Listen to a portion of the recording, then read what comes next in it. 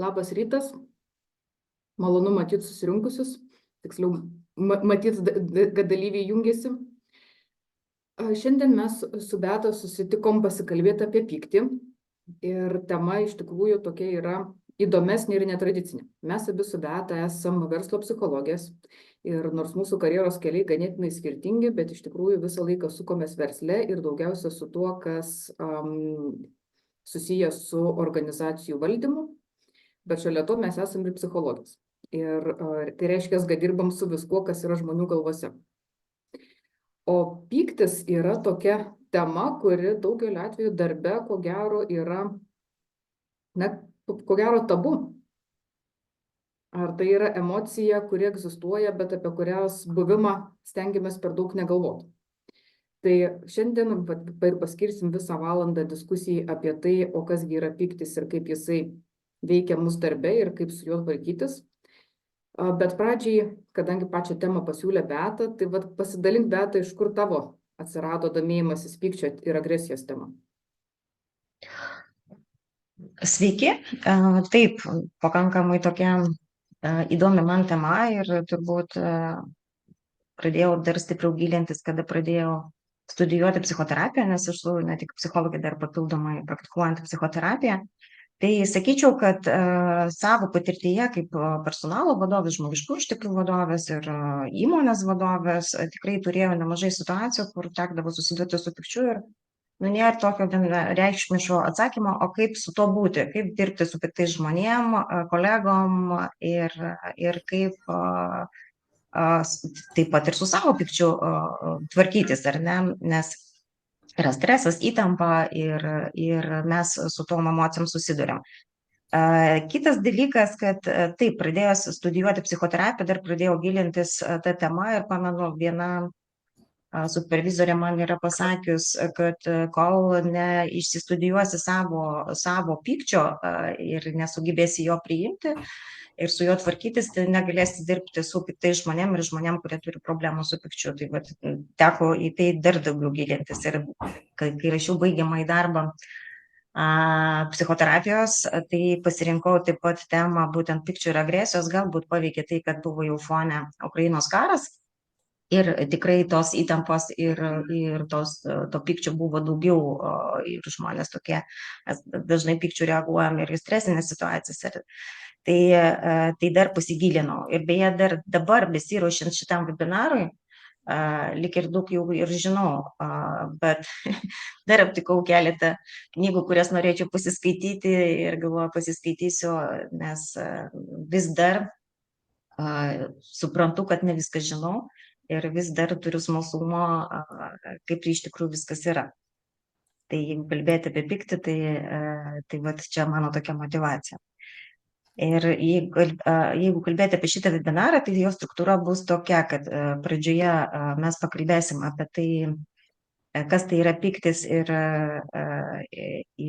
kaip mes jį išgyvenam ir viskas, kas su juo susiję. Po to taip pat sustosim prie to, kokie yra tyrimai daromi apie pyktį darbe ir kokie aspektai yra tyriami. Ir tada trečia tokia dalis būtų apie tai, apie rekomendacijas, o kas su to daryti tokiam individualiam lygmenį ir taip pat galbūt įmonės lygmenį. Tai jeigu taip kalbėti apie pyktį, tai yra mūsų bazinė emocija, nes jeigu skaitė kažkokias knygas apie emocinį intelektą. Sveiki, Svajūnai, Gintarė skambina jums. Žiūrėkit, Svajūnai, o jūs prašom gal išjungti garsą. Ja, tai yra knygose apie emocinį intelektą skiriama labai daug emocijų, bet yra bazinės tokios, autoriai skiriasi, kas skiria 8, kas 12, tai pyktis yra bazinė emocija, kurie yra mūsų tokia biologinė prigimti ir jos pagrindinis jos funkcija atkreipti dėmesį, kad kažkas vyksta ne taip, mobilizuoti ir grąžinti kontrolę.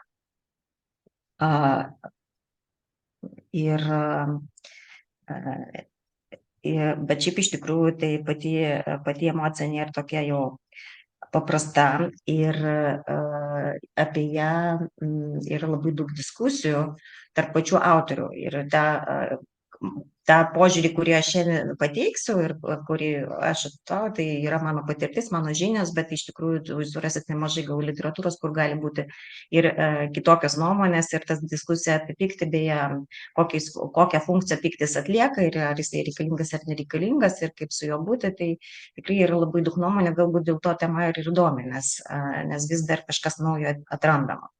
Tai galbūt tada, jeigu Irida, nežinau, ar nori dar kažką pakomentuoti prie pykčio prigimties, bet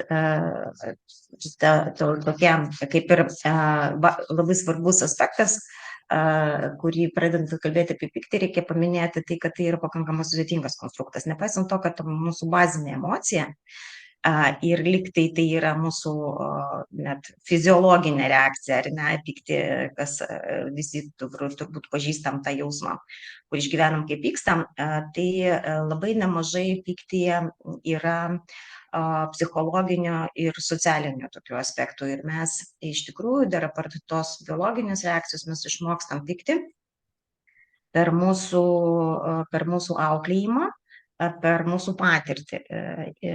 Tai kaip ir pyktį iš tikrųjų suaugusio žmogaus dažniausiai sukelia ne pats įvykis, o mūsų vertinimas, tai ką mes galvojam apie situaciją, ir mes, kaip ir sakiau, išmokstam tam tikro mąstymo, tam tikrų įpročių suvokti situacijas, ir per tos mūsų įpročius mes pykstam dėl tam tikrų dalykų, dėl kurių galbūt kitas žmogus galėtų ir nesupykti.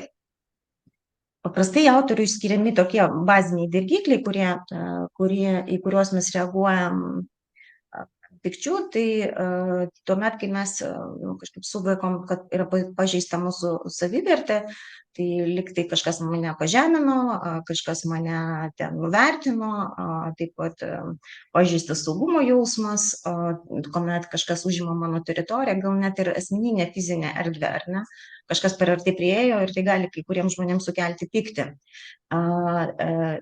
Labai populiari tema - nepateisinti lūkesčiai. Aš pykstu dėl to, kad man kažkas nepadarė, kodėl su manim nepasisveikino, kodėl man ten nepakėlė atlyginimo, dar kažką. Ir šiaip santykiuose mes tų lūkesčių turime labai daug, ir kitas žmogus arba kiti žmonės gali net neįsivaizduoti, kad mes tų lūkesčių turime. Beje, kai dirbu su žmonėm, būtent turinčių problemų su pykčiais, tai ta tema yra labai dažna, kad lygtai savame suprantama, kad kiti turi žinoti, ko aš noriu ir koks mano poreikis. Mano poreikiai labai aiškus, tai kaip vadovas nežino, pavyzdžiui, mano poreikiai. Tai kai gilinamės į tai, ir kartais būna labai paprastas sprendimo būdas pasakyti kitam, ko aš iš jo iš tikrųjų noriu, ir situacija išsisprendžia.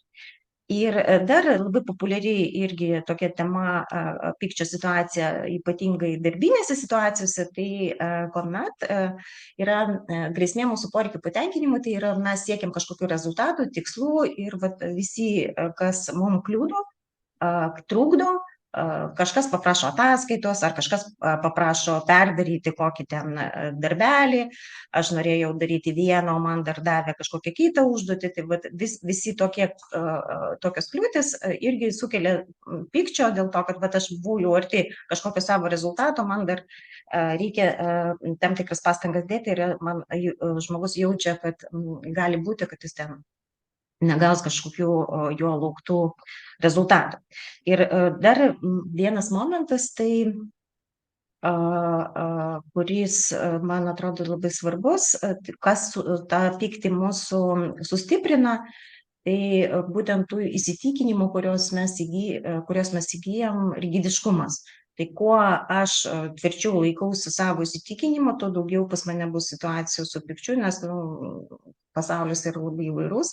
Ir tie poliariškumai, suskirstimas situacijų ar žmonių į baltą, juodą, geras, blogas, jeigu taip, tai viskas ok, jeigu kitaip, tai jau blogai, irgi sudaro daugiau situacijų pykčių.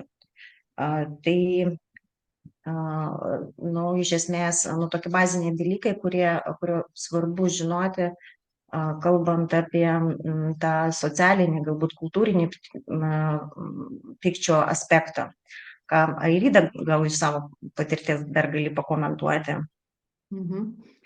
Taip, aš turiu labai gerą pavyzdį apie tai, kaip pyktį sukelia ne pats įvykis, o mūsų vertinimas, nes šitą atradimą aš padariau dar studentė būdama, nežinau, čia anksti ir vėlai.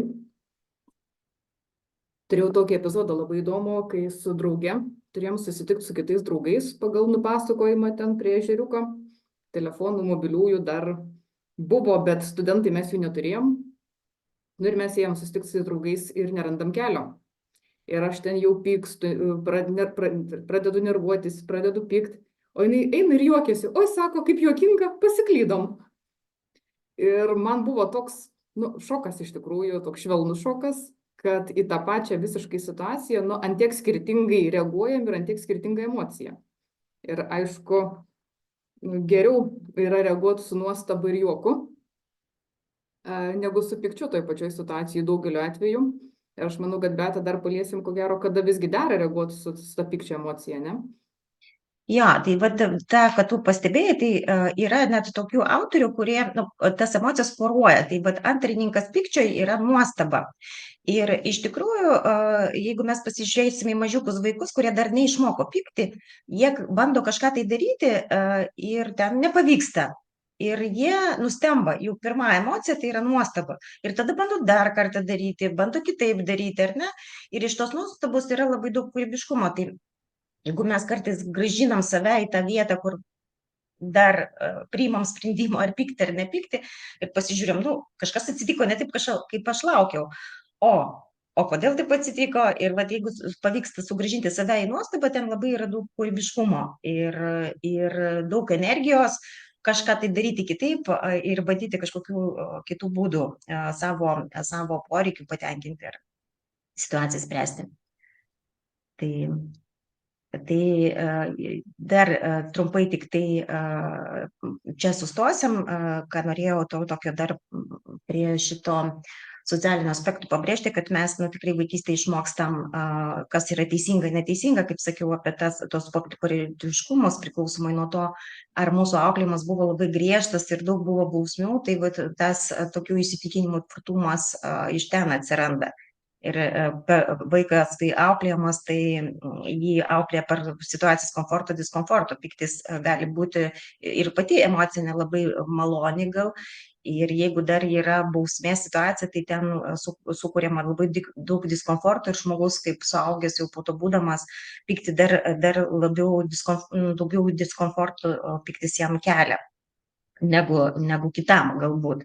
Ir yra tokių žmonių, kurie iš vis pyktyje negali išbūti ir dažnai tai baigėsi tuo, kad jie net nesuvokia, kad pyksta, nors aplink žmonės mato, kad jis pyksta, balsą kelia, dar kažkas, bet jeigu jam apie tai pasako, kur aš nepykstu, čia jūs ten prie manęs kabinėjatės, ant tiek yra sunku išgyventi tą emociją. Tai šitoje vietoje kartais net dirbant su pykčiu tenka dirbti su žmogum, kad jis pradėtų įsisąmoninti, kas su juo vyksta.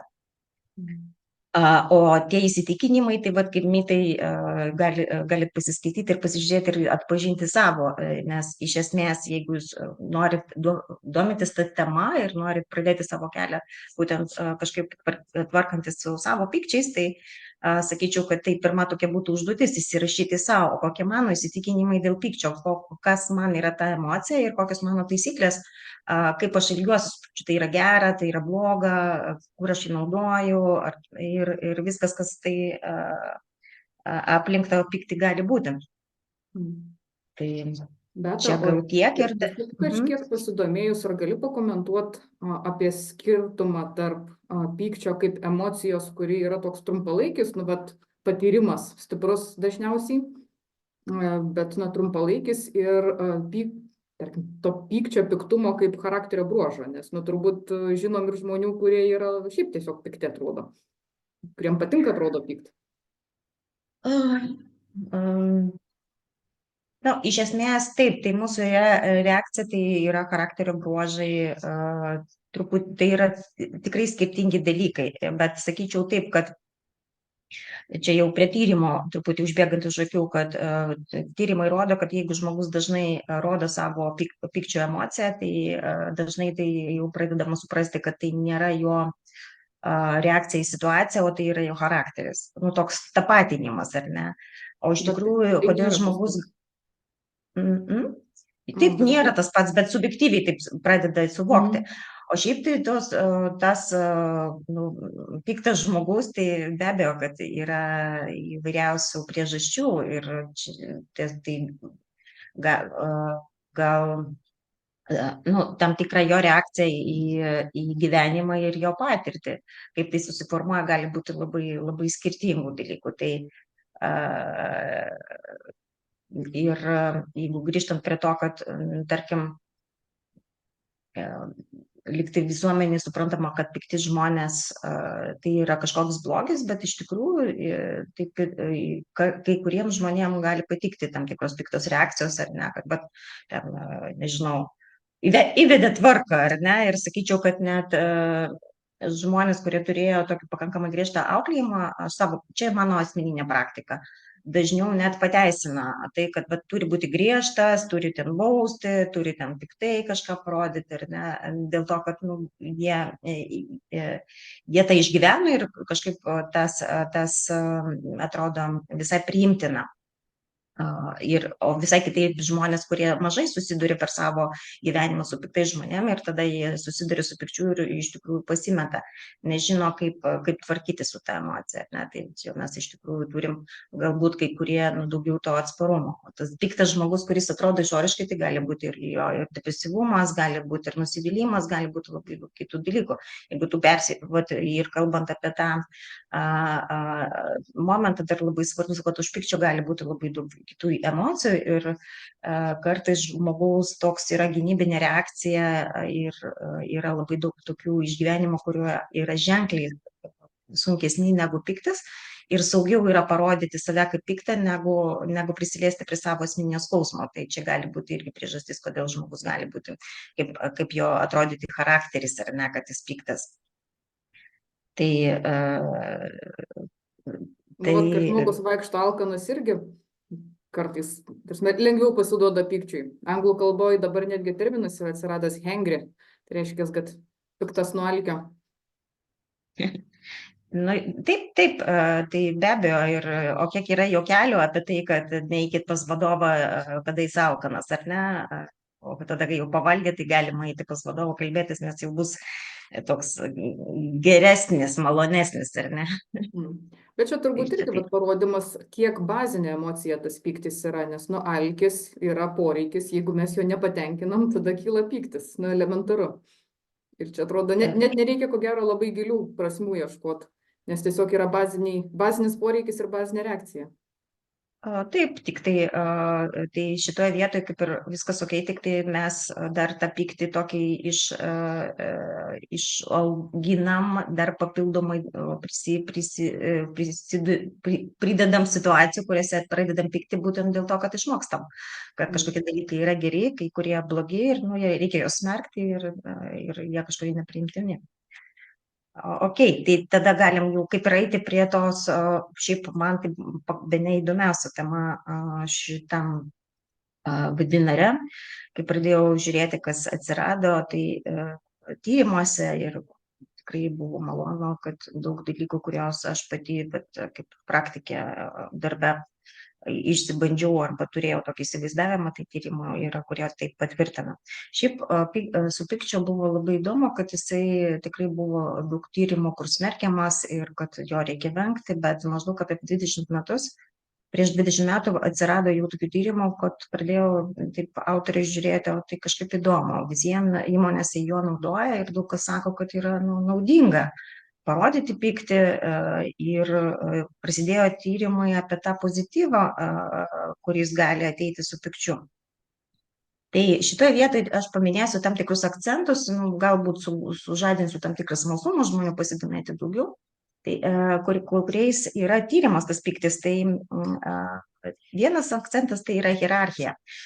Taip labai įdomu, kad mes liktai turim tokį, bent jau taip rodo tyrimai, kad kad vadovai lyg tai jaučiasi labiau įgalinti pykti, nu tokia emocinė privilegija. Ir kuo aukštesnio lygio hierarchijoje vadovas, to lyg tai jis turi tokią emocinę privilegiją pykti ir tai jaučia ne tik tai jis, bet ir darbuotojai, ar ne, kad jeigu ten yra generalinis direktorius, tai vat jis turi teisę pykti, ar ne. O jeigu tai yra paprastas darbuotojas, tai labiau sankcionuojama ir aplinka, taip labiau kaip ir tada reaguoja, kad tai nelabai priimtina, kada paprastas žmogus pyksta, rodo kažkokias tai emocijas neįgiamas. Ir dėl to darbuotojai paprastai kaip ir užsiima tokias sankcionavimo paties savęs, kad mažiau rodyti to pykčio. Tai buvo toks kokybinis tyrimas, kuris tyrė būtent tas diadas kada vadovas rodo savo pyktį pavaldiniui arba pavaldinys vadovui. Tai aš pakomentuosiu, kokie ten buvo rezultatai įdomus. Kad vadovai, kurie rodo pyktį savo darbuotojam, jie mato, net siekia iki 60% vadovų, nurodo, kad tai yra veiksminga priemonė reguliuoti darbuotojų elgesį. Ir mato tame vien tik taip faktiškai dominuojančiai pozityvius dalykus, tokiaus kaip rezultatas, greitesnis rezultatas, efektyvumas, problemos sprendimas ir kaip ir pateisina tą savo elgesį, būtent tuo, kad pyktis padeda reguliuoti elgesį darbuotojų. Bet šitoje diadoje taip pat buvo klausimai ir pavaldinių, kurie buvo adresatais to pykčio. Tai vat iš tos pusės jau buvo visai kitokie vertinimai. Ir šitoje vietoje darbuotojai, kurie buvo vadovo pykčio adresatais, jie kaip ir irgi pripažino, kad taip, pasiekė geresnio rezultato, buvo gal didesnis efektyvumas, bet nukentėjo santykiai, jie vertina ir jie pradėjo mažiau pasitikėti vadovu. Įdomu buvo dar toks niuansas, kad jeigu vadovo ir pavaldinio santykiai buvo geri, kokybiškai geri, tai tas vadovo pykčio parodymas mažiau kenkia jų santykiams, negu jeigu jų santykiai buvo tokie formalesni. Ir tai yra ta vieta, kurioje pavaldinys kaip ir vadovas nepamato to, ką jisai praranda santykyje, bent jau nepamato tą tokių trumpalaikį perspektyvą. Bet tai, kas lieka jų santykyje iš darbuotojo pusės, be abejo, po pykčio parodymų darbuotojai pradeda dar labiau vengti, kažkaip atvirauti ir sakyti vadovui kažkokį apie savo nepasitenkinimą. Tai tada toks užsidaro ratas. Liktai trumpalaikiai distancijų rezultatas pasiekiamas. Tada, kai tyrė diadas, kuomet pavaldinys vadovui rodydavo savo pyktį ir nepasitenkinimą, tai šitoje vietoje vadovai tokias situacijas vis tik tai irgi vertindavo, kad labiau pozityvę negu negatyvę. Ten buvo kaip kokybinis tyrimas, tai 7 buvo kaip ir išvardinami privalumai, o 6 tai kas gal ne visai buvo malonu. Tai kaip vadovai tą įvertindavo, kad pagaliau sužinojau, ką ten išgyvena, gal geriau supratau, gal kažkokių niuansų nežinojau apie situaciją, tai visiems pamatydavo tokių pozityvesnių dalykų. O darbuotojai, kurie pasiryždavo vadovų pasakyti apie savo nepasitenkinimą ir parodyti savo pyktį, tai jeigu jie nebūdavo nubaudžiami, ar ne, tose situacijose, tai pas juos atsirasdavo net toks jausmas, kad vadovas pradėjo labiau gerbti, kad išklausė, kažkokia viltis, kad aš esu ar buvau išgirstas. Tai tada toks irgi vertinamas pozityviai palankus. Dar vienas momentas. Nesigauna čia skatinimas dabar jau dar pavaldiniam rodyti drąsiau pykti vadovams? Ir iš tikrųjų tai tiesiog, jeigu kai kalbėsime apie tą pyktį, tai mes nekalbam apie tai, kad reikia paimti ir kažkaip, aš visiškai prieš tai, kad užnuodyti, tiesiog toksiškai išlieti savo pyktį ir imkit. Tai mes kalbam vis tik tai apie kažkokį konstruktyvų išsakymą savo nepasitenkinimo ir ten kokybiniam tyrimė, tai tie darbuotojai, kurie drįsdavo vis tik tai pasisakyti vadovui, jie tą repetuodavo, galvodavo žodžius, galvodavo dar. Ir kadangi tai yra labai sankcionuota, aišku, priklauso nuo įmonės kultūros, tai nėra taip paprasta, visiems žmogus jaučiasi nesaugiai, bet jeigu jam leidžia, ar ne, tai išsisakyti, tai jis gauna tokį pastiprinimą. Čia šitoje vietoje vadovų galbūt kompetencija padaryti, kad neišeskaluoti, o mokėti konstruktyviai tai sureaguoti, ir tada žmogus galbūt kitą kartą ateis ne su intensyviu pykčiu, bet su kažkokiu smulkiais nepasitenkinimas, ir tai bus lengviau spręsti.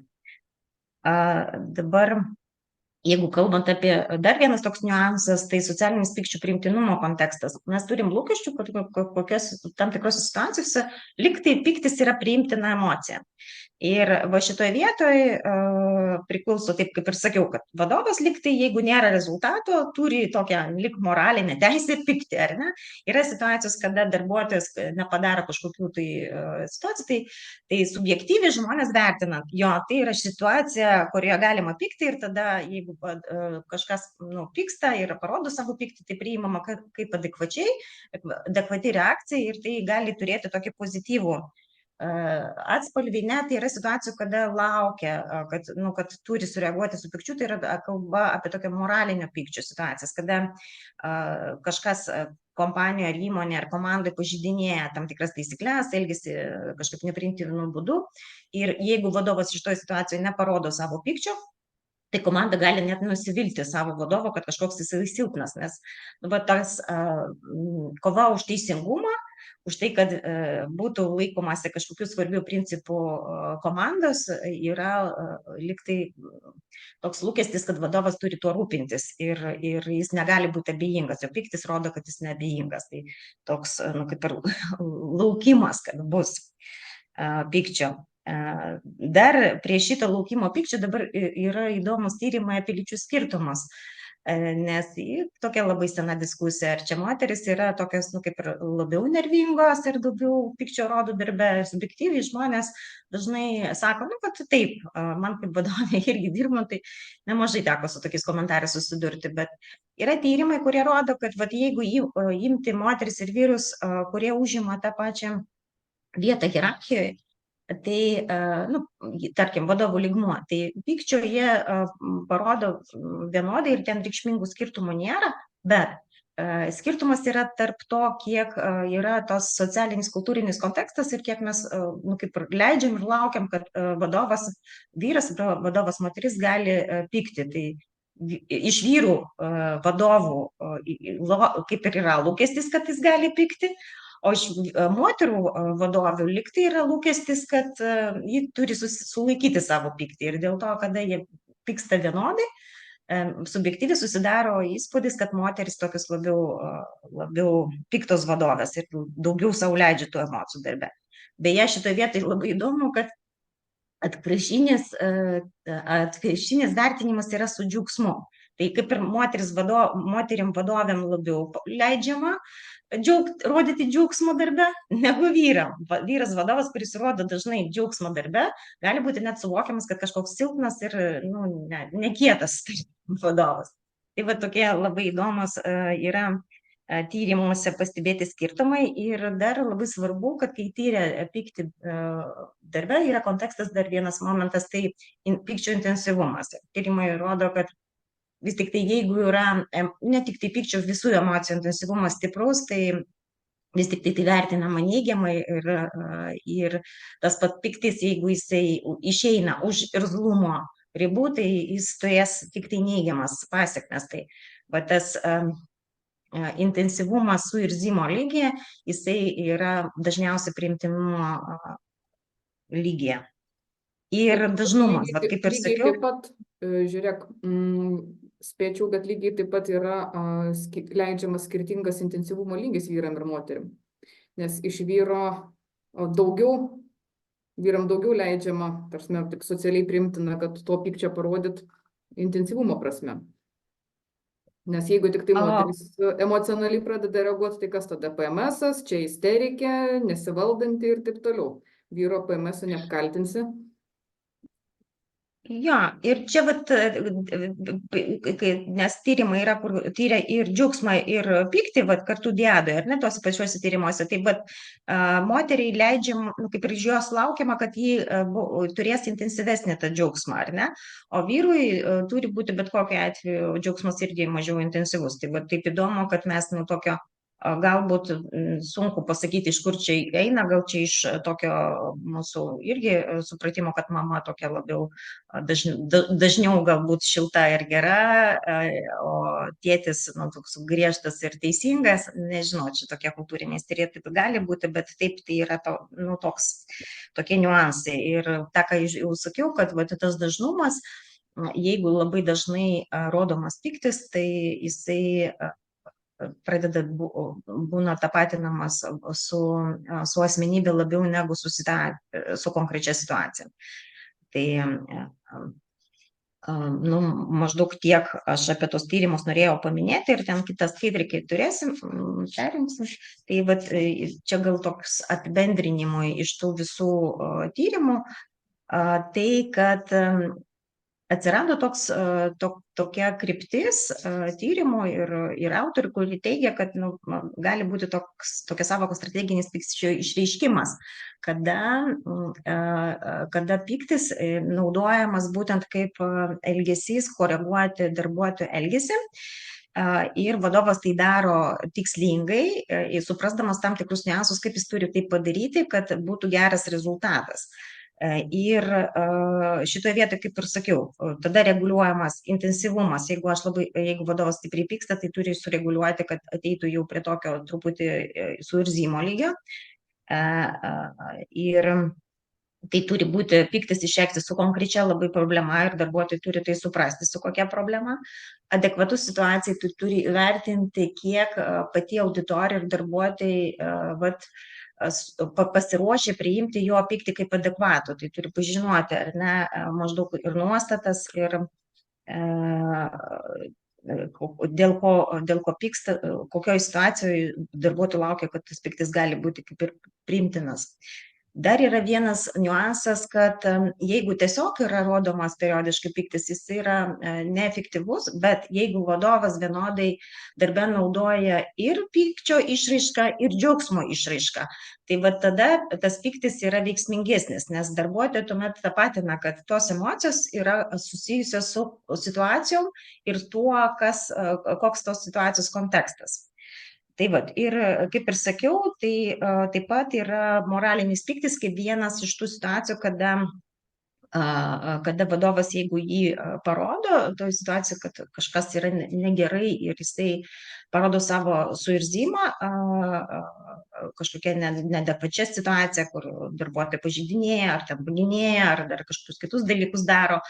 Tai esant tokiom aplinkybėm, paprastai autoriai teigia, kad pyktis gali ir pagerinti komunikaciją, ir padėti spręsti problemas, ir pagerinti tarpusavio supratimą darbuotojų, ir gal sutelkti labiau grupę ir kažkaip patvirtinti vertybės komandos ar įmonės, nes ta emocija jį nuspalvina tai, kas mums yra svarbu. Tai tas komplektas ir kodėl taip yra, tai autoriai teigia, kad žmonės vertina tada tą situaciją ir tą pykčio parodymą būtent kaip rūpinimąsi kitais ir rūpinimąsi bendru rezultatu. Jis rodo pyktį ne dėl to, kad nori kažką pažeminti ar ten įskaudinti, o dėl to, kad jam rūpi. Tai tam komplekte, tuomet, kai suvokiama, kad vadovas tai daro dėl to, kad jam rūpi ir gali atsirasti tas pozityvus poveikis. Pat kalbant apie pyktį ir džiaugsmo santykį, aš prisiminiau Losados tyrimus, kur kaip tik tai analizavo, kada grupės sąveikas, kiek yra teigiamų ir neigiamų reakcijų vienas į kitą. Tai teigiamos tai ir būtų paskatinimas, palaikymas, kažkoks džiaugsmo išreiškimas, pritarimas, o neigiamos, tai daugiausia būtų kažkokia kritika, pykčio, nepritarimo išreiškimas. Ir tai, ką tu paminėjai, kad jeigu vadovas rodo tik tai pyktį, arba komandos narys, bet kuris rodo tik tai pyktį, tai efekto nėra. Ir santykis, jeigu po lygiai, vat to teigiamų ir neigiamų reakcijų, irgi tas pats efektas. Tam, kad prasidėtų vat tas pozityvus pokytis, reikia minimalus santykis yra 3 su 1. Tai reiškia, 3 kartus turi būti daugiau teigiamų reakcijų negu neigiamų. O optimaliausias pagal Losados jau tyrimus tai 6 su 1 yra. Ten beveik 6 su 1. Tai reiškia, 6 kartus daugiau turi būti teigiamų reakcijų, palaikymo. Ir vat tada santykyje vat tas nepasitenkinimo parodymas, jisai yra, ypatingai jeigu jis yra, vat, kaip sakė, adekvatus situacijai ir laukiamas, tada jisai turi tikrai stiprų poveikį ir niekiek nekenkia komandos organizacijos dinamikai. Jo, tai labai svarbu, kad darbuotojai suprastų tą prasmę pykčio, ar ne, kodėl, nes jeigu yra tiesiog, ir tikrai man iš patirties teko susidurti, kad tiesiog darbuotojas gauna kažkokią iš kolegos ar iš vadovo pykčio dozę, bet nesupranta kodėl, ar ne, tai va čia yra sunkiausia situacija, nes be konteksto ir nesuprasdamas, už ką pyksta, jis tiesiog jaučiasi, kad pats yra kažkoks netinkamas, ar ne, o ne jo tam tikras elgesys. Ir dabar mes jau pereinam prie tos trečios dalies apie tai, o ką vis tik, dar apie tą sulaikytą pyktį, nes yra kaip alternatyva, kai kurie žmonės galvoja, okei, šiaip pyktį yra blogai, jis yra žalojantis, tai sulaikom. Tai kokios tos pasiekmes? Šiaip psichologiniai literatūroje daugelis vis tik tai autorių teigia, kad sulaikytas pyktis turi nemažiau kenksmingų pasekmių negu išreikštas kartais, ar netoksinis toks pyktis. Tai dažniausios situacijos, ką mes darom su to pykčiu, kai susilaikom, tai vienas kelias, tai jis nueina į kūną. Dažniausiai, jeigu net žmogus neleidžia savo suvokti pykčio, tai eina į kūną, į psichosomatiką, į kažkokius susirgymus. Turbūt ne vienam žmogui teko būti kažkokiam susirinkime, kur sunkus reikalai aptariami ir išeina visi su galvos skausmais. Tai va čia yra tas pavyzdys, kada sulaikytas pyktis eina į kūną. Kitas kelias, tai kada žmogus pykčio situacijoje pradeda kažkaip menkinti save, kritikuoti, kaltinti save, tai sulaiko pyktį, kaip ir kolega ten kažką pikto pasakė ir žmogus pradeda save kaltinti, tikrai aš nevykėlis, aš nemoku, aš negaliu. Tai irgi toks destruktyvus būdas elgesio su pykčiu, bet mes tokius įpročius kartais irgi turim. Dar kaip paveiksliuke matote, tai vienas toks populiarus būdas, tai nukreipti pyktį į kažkokį saugesnį objektą negu tą situaciją, kur pirminė. Tarkim, vadovas kažką pasako pikto, o žmogus nueina ten, nežinau, sutuoktiniui, tą perpasuoja, ar ne, ir taip daeina iki katino šeimoje, ar ne, kur jau ten vaikas paspardo tą katiną arba nuskriaudžia. Tai tas nukreipimas irgi nėra toks konstruktyvus būdas ir irgi turi tokių neigiamų pasekmių. Pasyvi agresija, kada yra tiesiog priešinamasi taip nebyliai. Arba yra vienas dalykas čia jau toks klastingas, tai yra projektuojamas į aplinką. Ir čia toks konstruktas jau, su kuriuo mes ir psichoterapijoje dirbam, kada žmogus negali priimti savo pykčius ir kažkaip bando pasąmoningai jį išstumia ir staiga jis supyko ant vadovo, po kurio laiko jis pradeda matyti, kad kažkoks vadovas tas piktas ir išprojektuoja savo pyktį į vadovą ir pradeda matyti visokiausius ženklus patvirtinančius, kad vadovas pyksta ir ten gali gimti kažkokių visokių, nebūtinai vadovas, tai gali būti ir kitas tiesiog žmogus užsidaro ir pradeda gaminti kažkokius tokius palaikančias mintis būtent savo fantazijai. Kartais prifantazuoja tiek, kad ten kitas žmogus net negali įsivaizduoti, kiek apie jį visokiausių ženklų jau yra pamatęs žmogus, kad, matyt, pyksta, tai pasižiūrėjo, o dabar šitą frazę pasakė, tai čia kažkas už to stovi, ir ta projekcija uždaro į tokį ydingą ratą, nes žmogus po to, kuo labiau taip užsuka, tuo labiau bijo eiti į tiesioginį kontaktą ir paklausti, ar tu pyksti ant manęs, ar ne, kas galėtų išspręsti, paaiškėja, kad tas vadovas visiškai nepyksta, bet tiesiog toks, tampa to tokių fantazijų objektų. Žiūrimės. Turime dar laiko. Tai jeigu trumpai tik tai apie tai, vat, jeigu mes neišreiškiam pykčio ir nesuteikiam galimybės išeiti tam pykčiui, tai vat, yra labai klasikinės situacijos, ką mes turime kaip rezultatą. Apkalbas, gandus, pasyvumą, apatiją, pasipriešinimą pokyčiams, gali būti taip pat aukštas sergamumo koeficientas arba taip pat ir personalo kaita.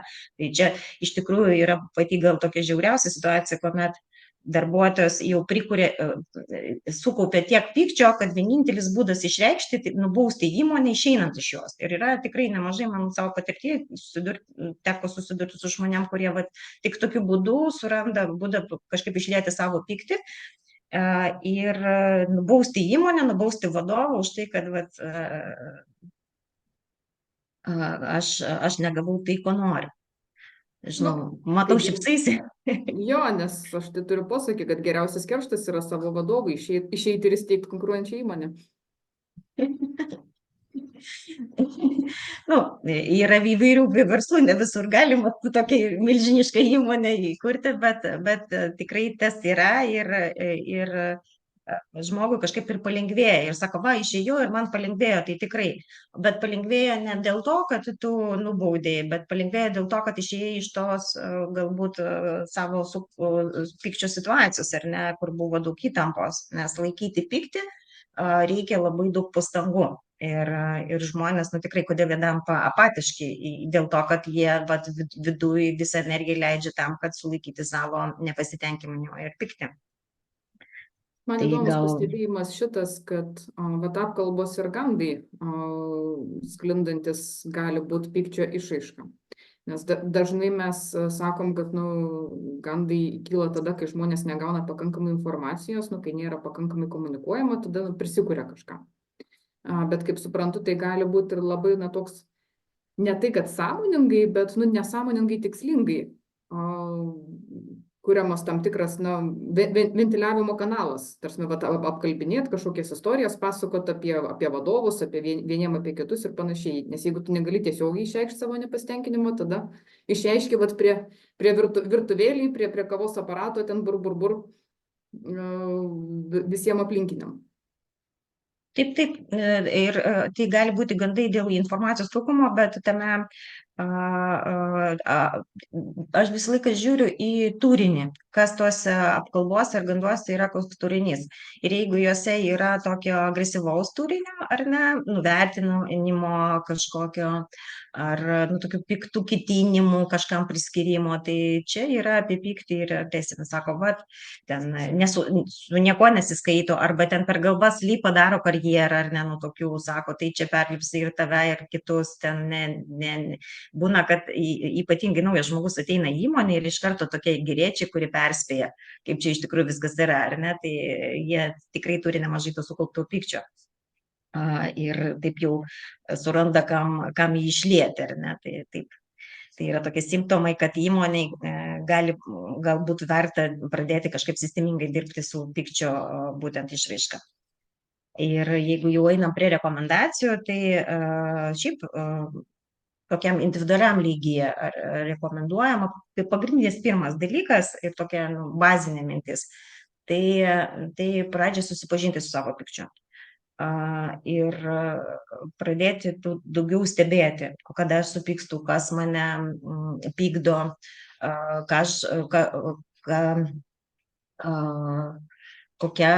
ką man rodo mano pyktis, kokia nauda, koks už to stovi mano poreikis, ar ne. Ir šiaip tyrimai rodo, kad žmonės, kurie pradeda kažkaip turi galimybę iškalbėti pyktį, turi kažkaip jį atpažįsta, daugiau jame būna sąmoningam pyktį, ar ne, tai jie kaip tik išvengia destruktyvumo, nes daugiausia destruktyvumo yra iš pykčio, kuomet žmogus pasiduoda pykčio emocijai ir nėra joje sąmoningas, nes tada nesirenka ir daro kažkokius destruktyvius dalykus, po kurio laiko gali sakyti, oi, kaip gėda, kaip ten pasakiau, gal neturėjau ir panašiai. Tai per tą tyrinėjimą pykčio žmogus pradeda mokintis išbūti pyktyje ir kada jisai stiprina tus savo raumenis, tokius vidinius, tada ir atsiranda pasirinkimas, ką aš, būdamas piktas, galiu su to pykčiu sąmoningai padaryti, pasirinkti elgesį, kuris konstruktyviai išspręs mano kažkokį poreikį arba problemą, kuri atsirado. Ir jeigu kalbam apie pykčio kontrolę ar valdymą, tai jis ir pradedamas nuo to, kad tyrinėjama tą pačią emociją ir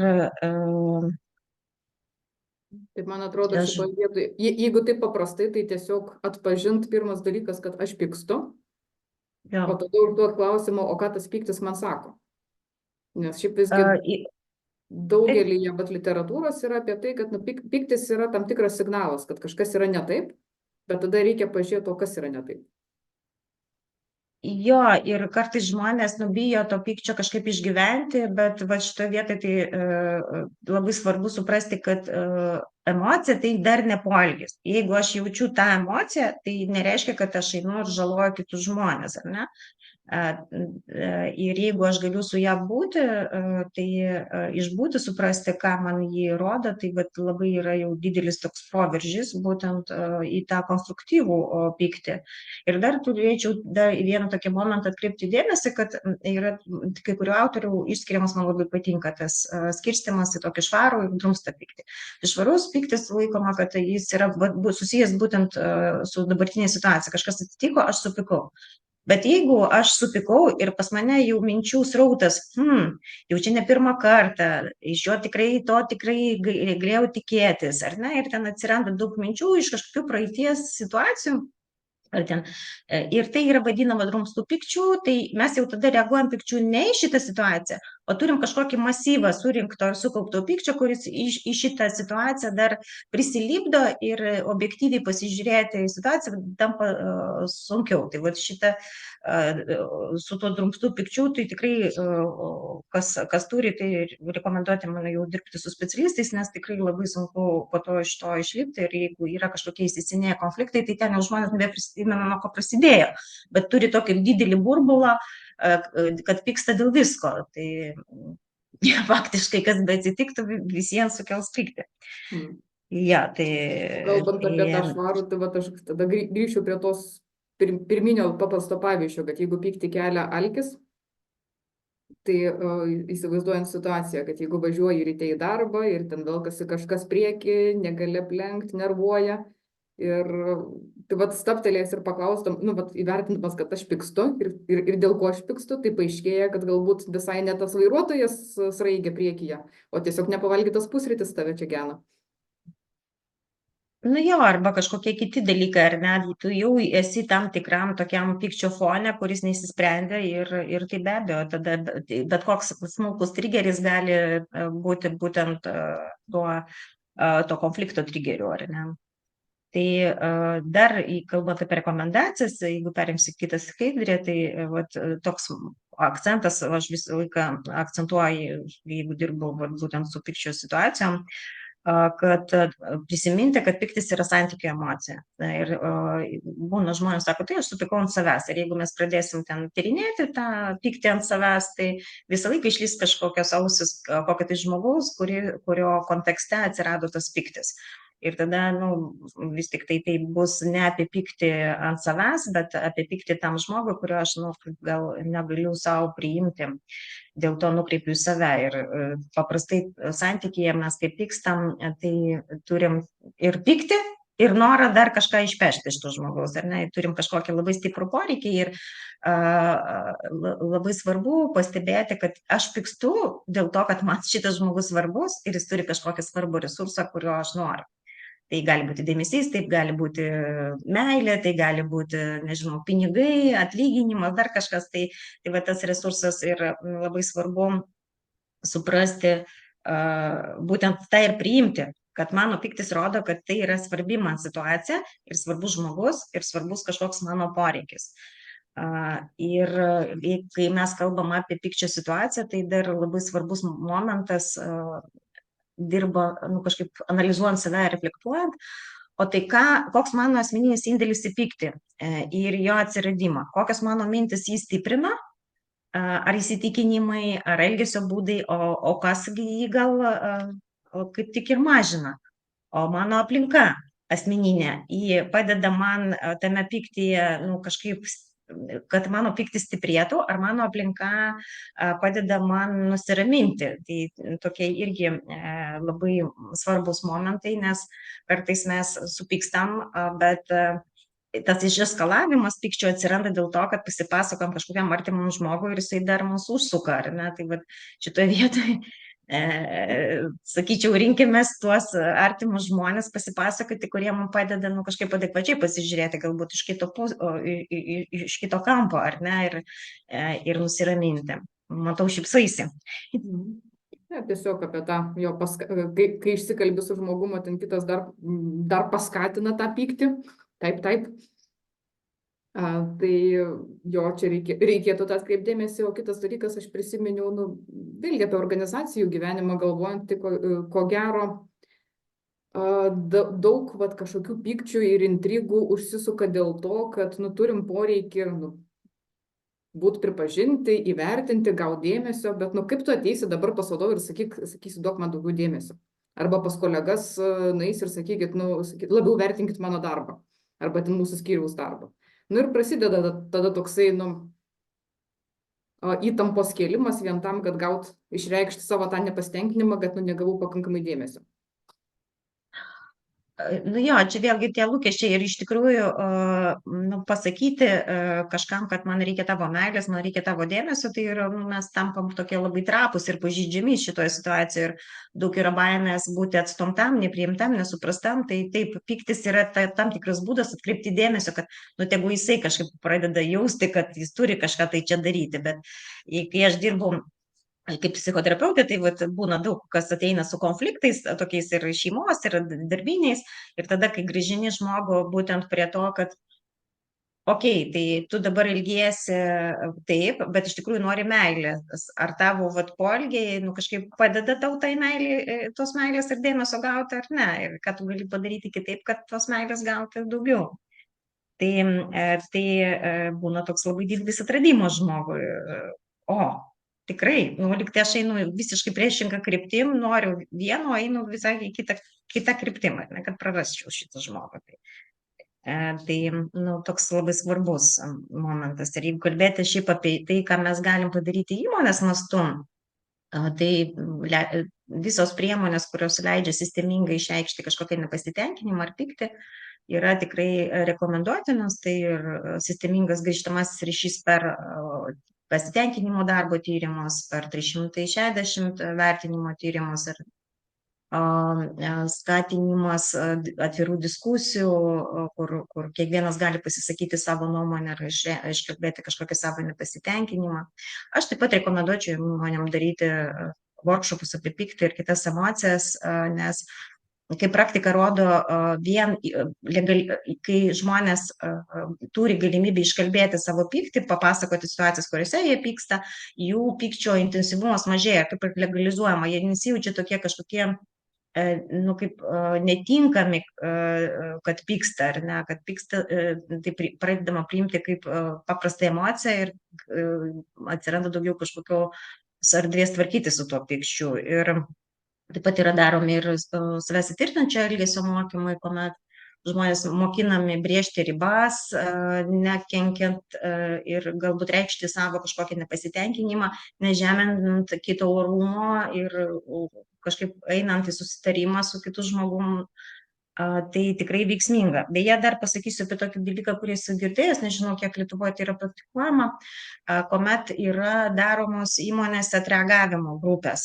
Pavyzdžiui, call centrai, žinau, kad užsienyje kai kurie turi, kada po tokios sunkios darbo dienos, darbo pabaigai yra 15 minučių arba pusvalandukas, priklausomai nuo grupės, kur žmonės ateina ir tiesiog atreaguoja tai, kas vyko per dieną. Kažkaip ten ir tai yra moderuojama ir jie išeina jau namo truputį apsivalę nuo to išgyvenimo, kažkokių blogų emocijų, įsireiškia savo kažkokį ten tą, ką išgyveno, ir tas vien iškalbėjimas tikrai duoda tokį nemažą atsipalaidavimą. Tai Aišku, dar yra, jau dabar populiarėja, kad kai kurios įmonės investuoja ir psichologų paslaugos darbuotojams, kas tikrai gali kai kuriems žmonėms padėti. Mes visi beje esam pakankamai skirtingo tokio jautrumo. Kai kurie žmonės kažkaip lengviau pykti tą išgyvena iš aplinkinių, kiti žmonės yra labai jautrus ir labai sunkiai tai išgyvena ir įsiskaudina. Tai tokio palaikymo tikrai įmonė gali suteikti darbuotojams. Tai ką, Tai tiek, kiek norėjom pasidalinti. Sekite mūsų LinkedIn'e, prenumeruokite mūsų kanalą YouTube kanale. Ir šiai dienai tada tiek. Ačiū uždėmesi.